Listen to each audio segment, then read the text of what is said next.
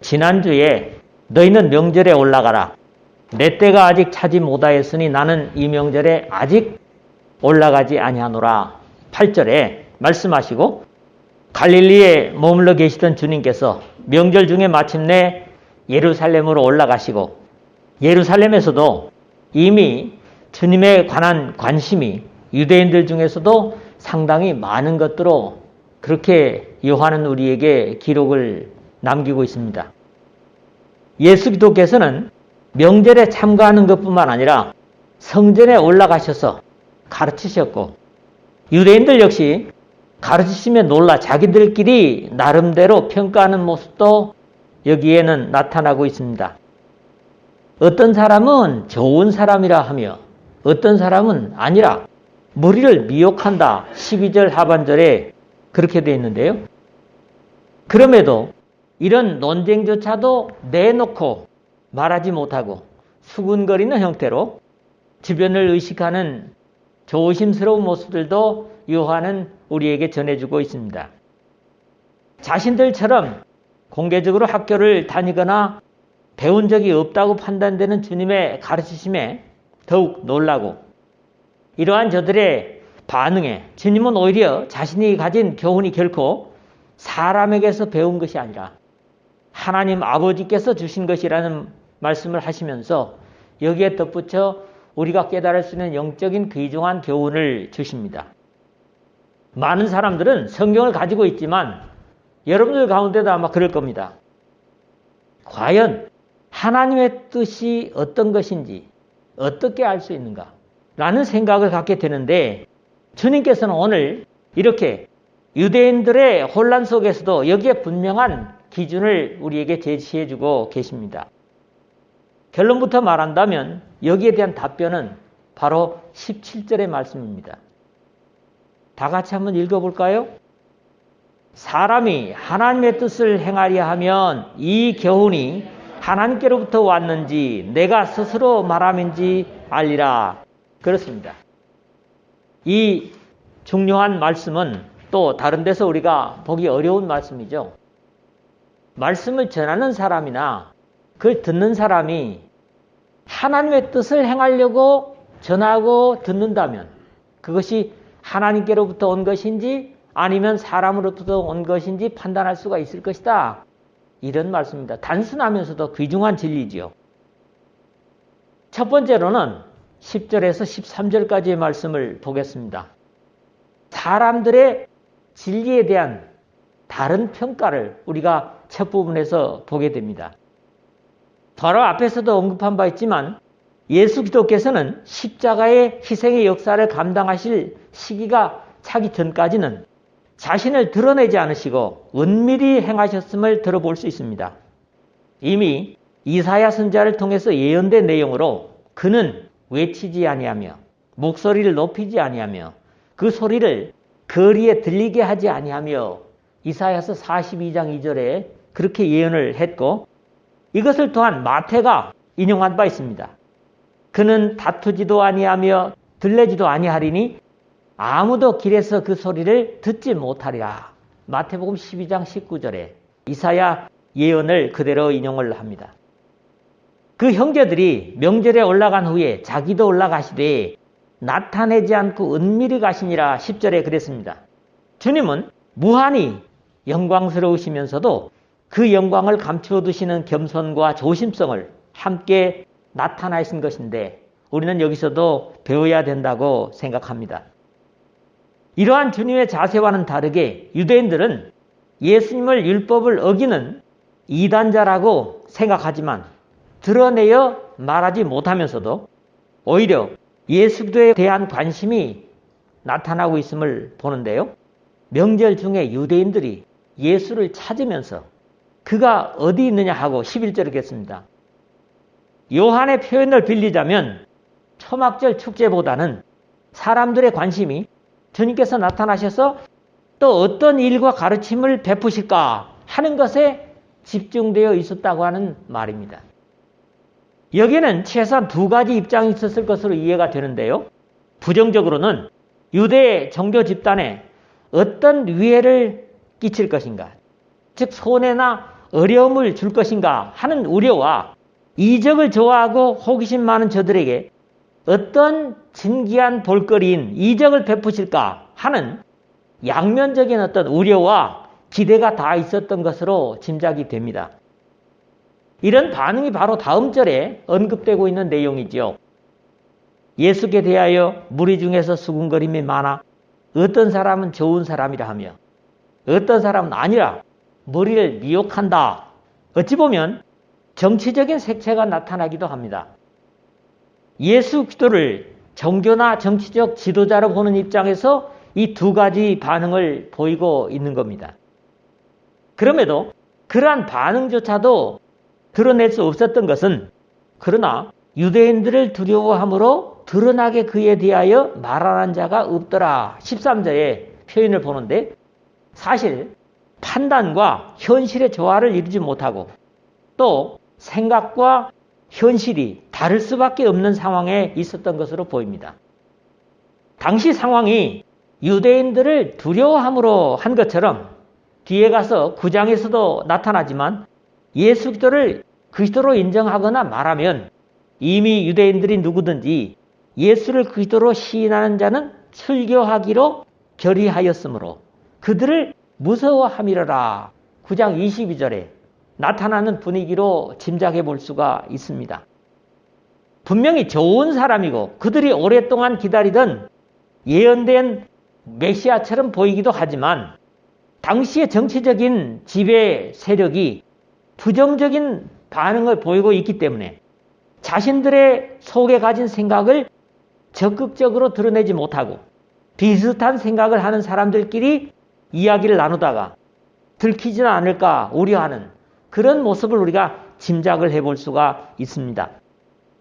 또 다른 지도 계급에 있는 사람들은 자신들이 유대 사회에서 지위나 존경을 가지고 있는데 갑자기 나타나서 백성들의 관심을 받고 있는 예수 그리스도로 말미암아 자신들의 위치를 잃지나 않을까 해서 자신들이 부리는 사람들조차 입단속을 하고 백성들의 웅성거리는 것을 통해서 민심을 수집하는 이렇게 바짝 긴장해 있는 지도자들을 우리가 짐작하게 됩니다. 어떤 사람은 좋은 사람이라 하며 어떤 사람은 아니라 무리를 미혹한다. 12절 하반절에 했는데 이 반응이 바로 그런 두 가지 사람들의 평가였을 겁니다. 사실 유대 사회의 어려운 계층의 사람들은 당시의 지도자들에게 마음이 많이 상해 있던 것으로 복음서들은 우리에게 전달을 해주고 있는 내용들을 들어봅니다. 예수께서 이 말씀을 마치심에 무리들이 그 가르침에 놀라니 이는 그 가르치는 것이 권위 있는 자와 같고 그들의 서기관들과 같지 아니함일러라.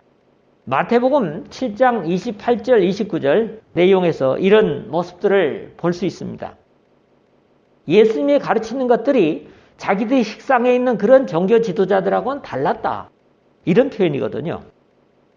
가르치면서도 삶에 있어서는 전혀 모범이 되지 못하는 종교 지도자들을 어쩔 수 없이 복종은 하였지만 구약에서 예언된 메시아가 속히 나타나 그런 이중적인 지도자들을 처결하고 하나님 아버지께서 약속하신 회복된 메시아의 정치를 기대하는 것이 당시의 대부분의 국민들의 바람이었을 것입니다. 그런 생각을 가지고 현실을 견뎌가는 사람들은 그런 당시 지도자들과는 다른 예수 그리스도를 보면서 환호하고 기뻐했지만 현실의 상황에서 그것을 노골적으로 드러낼 수도 없는 그런 입장이었던 것 같습니다.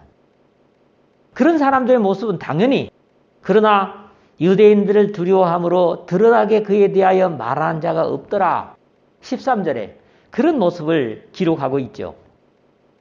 아무래도 이보다는 적은 수였겠지만은 어떤 사람은 아니라 무리를 미혹한다라는 반응은 당시의 모든 기득권을 가진 지도자 계층의 사람들로 어느 사회나 이런 서로 다른 반응은 있는 것 같습니다.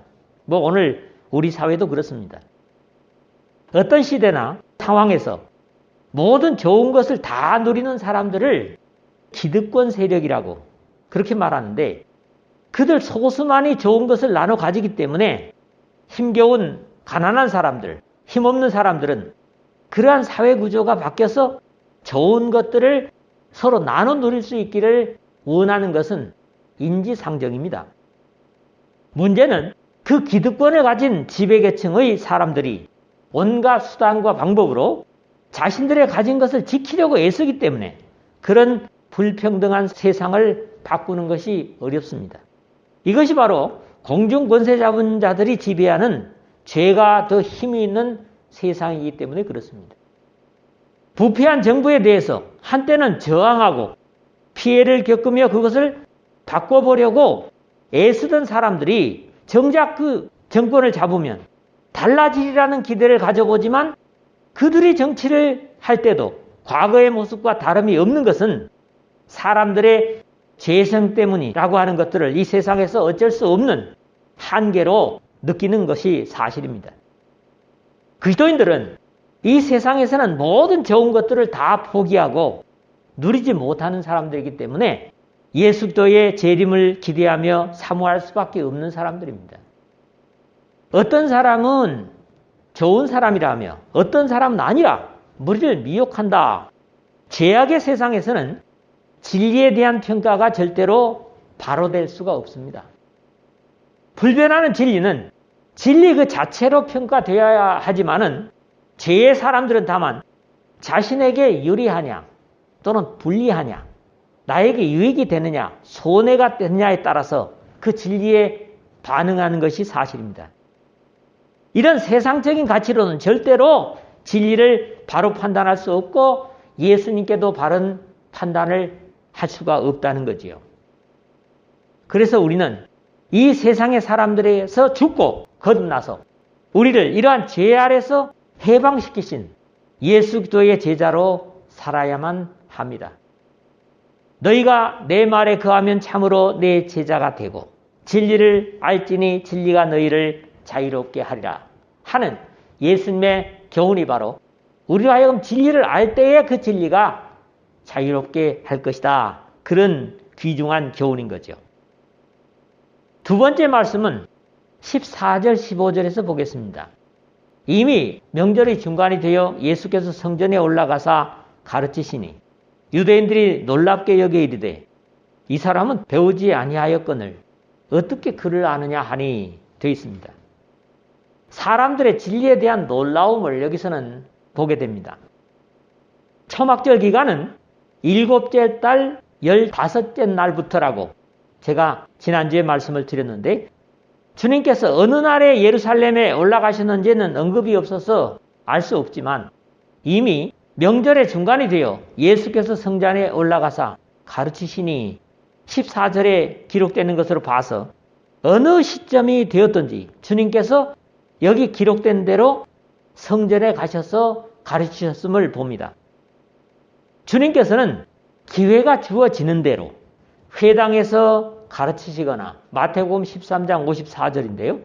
또 바닷가에 나가서 가르치시기도 하시고 마가복음 2장 13절 안식일에서 회당에 가르치시고 역시 마가복음 6장 2절이고요. 성전에서 가르치시는 누가복음 19장 47절 하시는 것처럼 초막절에 모여든 많은 사람들에게 가르치시는 것은 특별한 일이 아니라 사실은 주님께는 일상이셨습니다. 그럼에도 이러한 가르침조차도 저들의 일상적인 가르침과는 분명히 달랐음을 그들의 반응에서 우리가 보게 됩니다. 유대인들이 놀랍게 여겨 15절 상반절 그랬는데 왜 유대인들이 놀랐을까? 그것은 산상보훈을 가르치신 후에 군중의 반응과 같지 않았겠는가? 그런 이해를 하게 됩니다. 예수께서 이 말씀을 마치심에 무리들이 그 가르치심에 놀라니 이는 그 가르치시는 것이 권위 있는 자와 같고 그들의 서기관들과 같지 아니함일러라. 마태복음 7장 28절 29절에 기록이 됩니다. 여기에 권위 있는 자와 같다 하는 말은 본래 힘있고 재능이 있고 능력이 있는 자와 같다. 히라보로 엑스시아라는 말이 쓰여지고 있습니다. 그 가르침 자체가 듣는 사람들이 순종할 수밖에 없는 능력을 가지고 있다는 말씀입니다.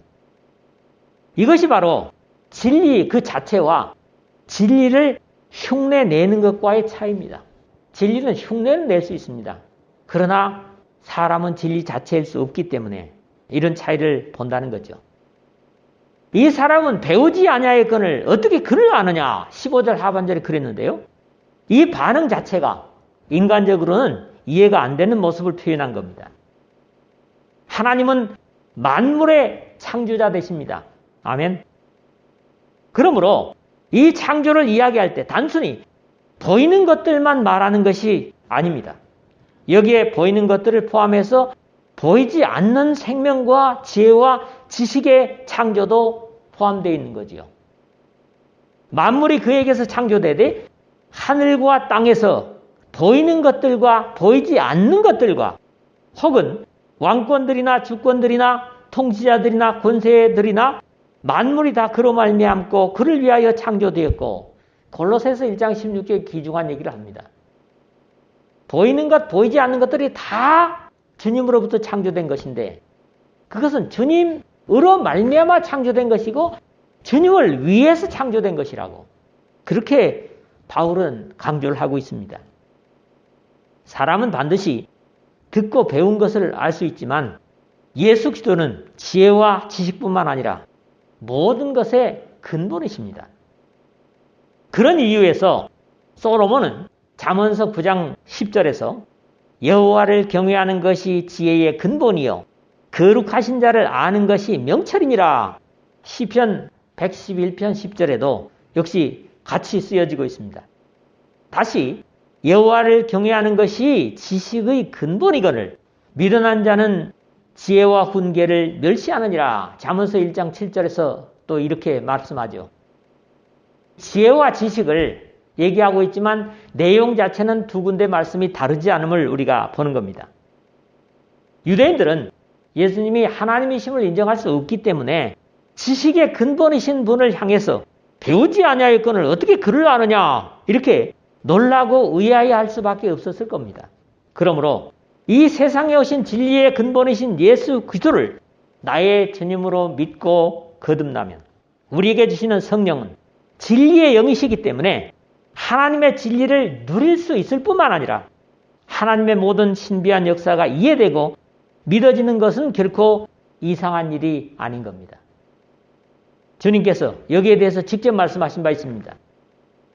보혜사 곧 아버지께서 내 이름으로 보내실 성령 그가 너희에게 모든 것을 가르치시고 내가 너희에게 말한 모든 것을 생각나게 하시리라. 요한복음 14장 26절에 그랬고요.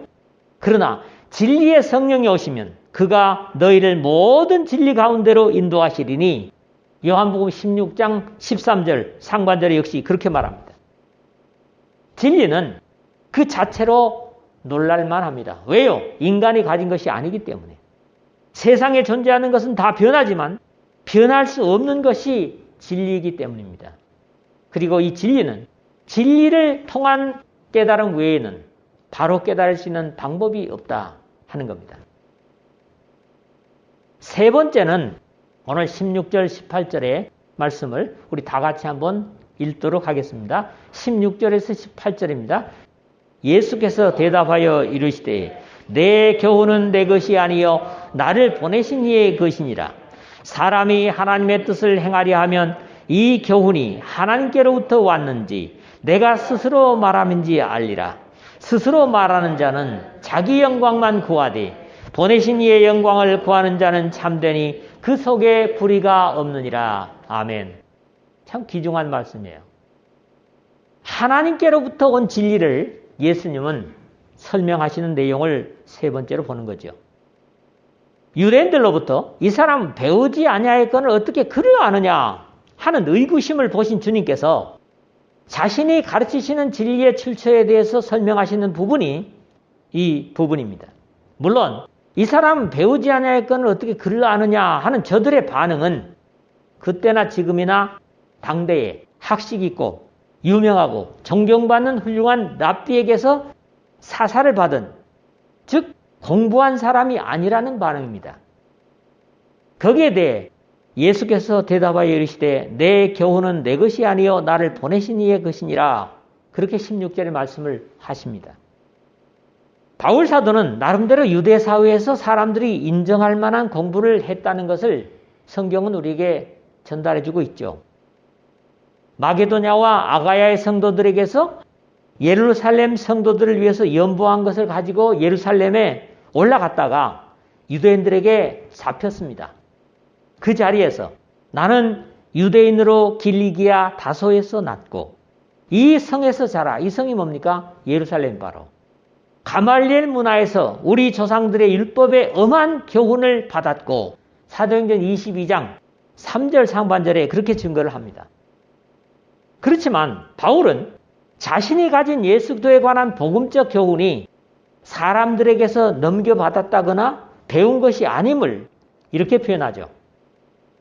형제들아, 내가 너희에게 알게 하노니 내가 전한 복음은 사람의 뜻을 따라 된 것이 아니니라. 그 다음에요. 이는 내가 사람에게 받은 것도 아니요 배운 것도 아니요 오직 예수 그리스도의 계시로 말미암은 것이라. 갈라디아서 1장 11절 12절 증거하는 교훈이 오늘 본문 예수님의 말씀과 맥락을 같이 하는 표현입니다. 누구든 제자는 스승을 자랑하고 훌륭한 제자일수록 자신보다 자신의 스승을 높이는 것이 자연스러운 모습이죠. 그러나 우리 주님은 사실 그들이 존경한다고 하는 스승을 세상에서는 갖지 않았고 또 배울 필요도 없으셨습니다. 그럼에도 주님의 가진 교훈이 사람들로부터 배운 것이 아니라 하나님 아버지께로부터 주어진 것이라고 여전히 이것에서도 하나님 아버지를 높이고 자랑하는 것을 봅니다. 예수께서 12살 되셨을 때 6월절에 부모들과 함께 예루살렘에 함께 가셨다가 마리아와 요셉이 돌아오는 일행 중에 있을 것이라고 생각했다가 잃어버렸음을 알고 예루살렘 성전으로 되돌아가며 찾았을 때 사흘 후에 성전에서 만난 즉 그가 선생들 중에 앉으사 그들에게 듣기도 하시며 묻기도 하시니 듣는 자가 다 그 지혜와 대답을 놀랍게 여기더라 하는 일화는 너무나 유명한 이야기입니다. 12살밖에 안 된 어린아이가 랍비들하고 앉아가지고 영적인 진리를 듣고 수긍을 하고 묻고 하니까 사람들이 그걸 보고 놀란 것은 당연한 것이죠. 다음에 우리의 중요한 오늘의 제목으로 선택한 말씀 하시는데요. 17절입니다. 사람이 하나님의 뜻을 행하려 하면 이 교훈이 하나님께로부터 왔는지 내가 스스로 말함인지 알리라. 하나님께로부터 온 생명의 교훈인지 아니면 스스로 말하는 것인지를 이해하려면 그 말하는 사람의 자세를 통해서 또 듣는 사람의 자세에서 알게 된다고 말씀합니다. 이러한 판단은 오늘도 여전히 진리의 교훈이라고 확신합니다. 말하고 있는 사람이 하나님의 뜻을 행하려는 가운데서 말하는 것은 하나님으로부터 주어진 교훈임을 어렵지 않게 이해할 수 있다는 겁니다. 그러나 여기도 어려운 점이 있는데 그 판단 자체가 요즘 말로 콩깍지 씌어진 상태라면 그 사람의 말하는 모든 것이 하나님께로부터 왔다고 맹신하게 될 것이기 때문에 어느 정도 객관성이 있어야 되는데 신앙에 있어서의 객관성은 또 세상의 기준이 아니기 때문에 역시 쉽지 않습니다. 이런 이유 때문에 건전하지 못한 상태에 한번 깊이 빠진 사람들은 스스로는 절대로 빠져나오지 못하는 걸 우리는 봅니다. 예수 그리스도께서는 이런 판단에 대해서 그들의 열매로 그들을 알지니 이와 같이 좋은 나무마다 아름다운 열매를 맺고 못된 나무가 나쁜 열매를 맺나니 좋은 나무가 나쁜 열매를 맺을 수 없고 못된 나무가 아름다운 열매를 맺을 수 없느니라. 마태복음 7장 16절 17절에 그렇게 말씀하시고 누가복음 6장 43절에서 45절의 내용도 역시 같습니다. 역시 열매는 단기간이 아니라 어느 정도의 시간이 필요하기 때문에 그것을 판단하는데도 인내나 기다림은 필요합니다. 그러나 여기에 또 다른 지침을 주십니다. 스스로 말하는 자는 자기 영광만 구하되 보내신 이의 영광을 구하는 자는 참되니 그 속에 불의가 없느니라. 그렇게 18절의 말씀을 하지요. 아무리 하나님께 보내심을 받았다라고 스스로 말할지라도 그의 말하는 것이 자신의 영광을 구하는 사람이라면 그러한 사람은 하나님께서 보내신 자가 아님이 분명하다 하는 말씀입니다. 그러나 반대로 보내신 이의 영광, 즉 하나님의 영광을 구하고 말하는 자라면 그런 사람은 하나님께서 보내신 것이 분명하다는 말씀인데 예수 그리스도께서는 항상 그러셨습니다. 오늘 말씀을 전한다고 하는 제가 제 자신의 영광을 구하고 있다면 하나님으로부터 보내심을 받지 않았다고 판단해도 확실합니다. 의심할 필요가 없습니다. 스스로 말하는 자는 자기 영광만 구하되 보내신 이의 영광을 구하는 자는 참되니 그 속에 불의가 없느니라 18절에 한 것처럼 이 말씀은 그 전하는 자가 불의한가 의로운가의 기준이기도 하다는 말씀입니다. 하나님은 불의를 절대로 기뻐할 수 없기 때문에 불의한 자를 일꾼으로 보내실 리가 없지만은 세상에는 사람들을 속이기 위해서 하나님의 말씀이나 이름을 도적질해서 자신의 유익을 챙기는 거짓된 일꾼들이 분명히 있습니다. 그런 사람이라면 경계를 해야 된다는 거죠. 그리고 이 예수님의 귀한 교훈이 그런 사람을 판단하는데 가장 중요한 기준이라는 겁니다. 말씀을 맺습니다. 세상에서 예수 그리스도나 진리에 대한 반응은 자신들의 입장이나 이권에서 판단하려 한다고 말씀을 드렸습니다. 그러나 인류를 구원하시기 위해 주신 그리스도나 진리는 이러한 기준으로 판단되는 것이 아니라 진리 자체로 진리이기 때문에 사실 세상의 기준에서 판단받을 이유가 없다 하는 겁니다. 그럼에도 진리는 사람들이 놀랄 만한 역사를 사람들 속에 일으킵니다. 사실 예수 그리스도의 복음은 편견 없이 이해하기만 한다면 모든 사람들에게 놀랄 만한 하나님의 사랑의 역사요 기적이며 생명을 끼칠 수 있습니다. 오늘 증거되는 이 메시지조차도 하나님께로부터 온 것인지 아닌지의 판단은 그다지 어렵지 않습니다. 전하는 전하, 듣는 여러분 각자가 하나님의 뜻을 행하려는 자세와 각오로 말씀을 전하고 듣는다면 제 스스로 말하는 것인지 주님께로부터 온 것인지 판단이 충분히 가능하다 이런 말씀입니다. 다른 판단과 이해로 영적인 혼란이 없이 주님을 기쁘시게 섬김으로 진리와 거짓을 명확하게 구별해서 하나님께만 영광을 돌리고 주님으로부터는 생명의 풍성함을 넘치도록 누리는 여러분 모두 되시기를 주님의 이름으로 축복합니다.